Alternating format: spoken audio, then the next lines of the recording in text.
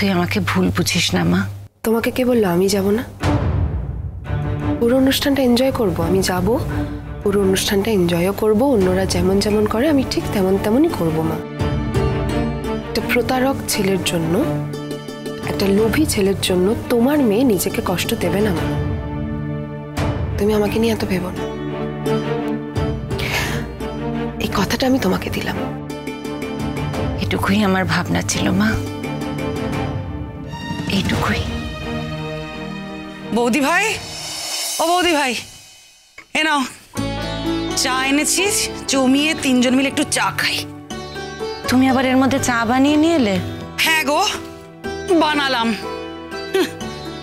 রান্নাঘরে এখন এত নতুন লোকের ভিড়, পারতে না গো, তুমি ওখানে ঢুকতে পারতে না, তাই আমি বানিয়ে আনলাম। দাও। আর কি করা যাবে বলো, রান্নাঘরটা তো এখনো আলাদা করা যায়নি। ভালো না লাগলেও আমার ছেলে মেয়ের রান্না তো করতে হবে, আমাদের রান্নাও তো করতে হবে, না তো আমরা কি করে কি হবে বলো তো। ভালো না লাগলেও সেজন্য যেতেই হবে দিদি ভাই, আমাদের খাবার ব্যবস্থাটা করতে হবে তো। সে আমি যতদিন পারি রান্না করে দেবো। তা কি করে হয় বলো তো, তোমার তো স্কুল আছে, তুমি কি সবকিছু ছেড়ে দিয়ে এখন রান্না করবে? তোমার নিজেরই কত তাড়াহুড়ো থাকে। আর তুমি করবে বা কেন পিসিমণি? মা করবে নাই বা কেন? এটা তো মায়ের বাড়ি, মা যখন ইচ্ছে যেখানে ইচ্ছে যাবে। সে তো আমি বুঝি মিঠি, মার বাড়ির জন্য কথাটা ঠিক নয় রে। মানে দেখ, তোর মায়ের তো একটা মান সম্মান আছে,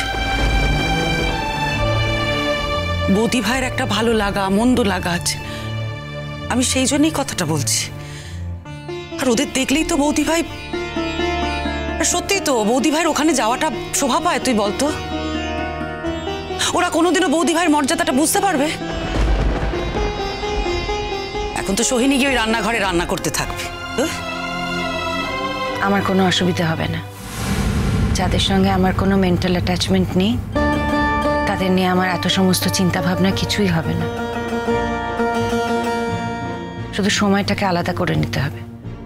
যখন ওরা রান্না করবে তখন আমি যাব না, আর যখন আমি রান্না করব তখন ওরা আসবে না। কোনো দরকার নেই তো মা, আমরা হোম ডেলিভারি করে নেব। এই মিঠি, এটা তো ভালো বলেছিস। হ্যাঁ তাই তো, হোম ডেলিভারিতে তো অনেক খরচা বেশি পড়বে। কিচ্ছু খরচা বেশি পড়বে না, একদমই খরচা বেশি পড়বে না, সব ঠিকঠাকই হবে। আর তোমার কাছে কে জানতে চেয়েছে বলো তো?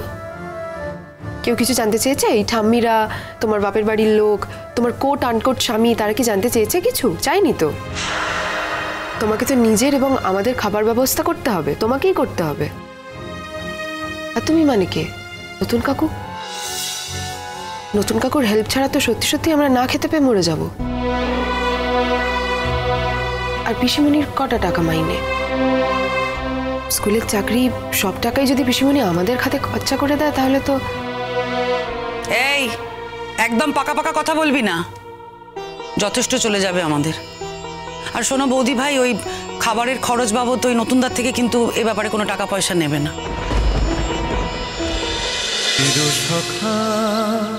চিরসখা সোম থেকে রবি প্রতিদিন রাত ৯টায় স্টার জলসায় ও জিও হটস্টারে।